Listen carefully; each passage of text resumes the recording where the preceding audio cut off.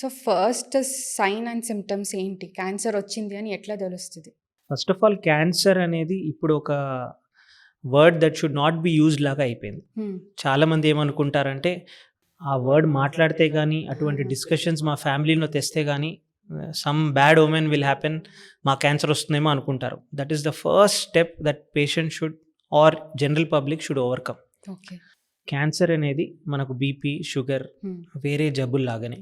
Of course దాని implications made be worse. ఎందుకంటే మన కంట్రీలో గానీ, కొన్ని కంట్రీస్‌లో కానీ లేటర్ స్టేజెస్‌లోనే డిటెక్ట్ అవుతుంది. Yeah! But it should be treated like any other disease.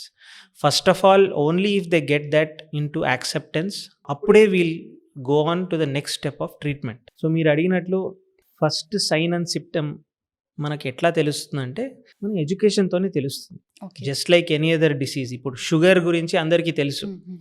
మనము బ్యాడ్ ఫుడ్ హ్యాబిట్స్ కానీ, మన లైఫ్ స్టైల్ వల్ల కానీ చాలామందికి ఇప్పుడు బేస్ లైన్ షుగర్ వాల్యూస్ పెరుగుతున్నాయి. డాక్టర్ గారి దగ్గరికి వెళ్ళి చెక్ చేసుకున్నప్పుడు మనకు షుగర్ ఉందా లేదో తెలుస్తుంది. బీపీ గురించి కూడా అందరికీ తెలుసు. హైపర్ టెన్షన్ అంటే ఇక్కడ this thing, if you put a BP operators and check, you will know how the BP is. కానీ క్యాన్సర్ అనేటువంటిది అంత ఈజీగా డిటెక్ట్ చేయలేము. ఎందుకంటే క్యాన్సర్ అనేటువంటిది ఒక సింగిల్ కండిషన్ అయితే కాదు. ఓకే. క్యాన్సర్ అనేది హెడ్ టు టో ఏ ఆర్గాన్కైనా రావచ్చు. It comes in different shapes and forms. కొన్ని ఫాస్ట్ గ్రోయింగ్ క్యాన్సర్స్ ఉండొచ్చు, కొన్ని స్లో గ్రోయింగ్ క్యాన్సర్స్ ఉండొచ్చు.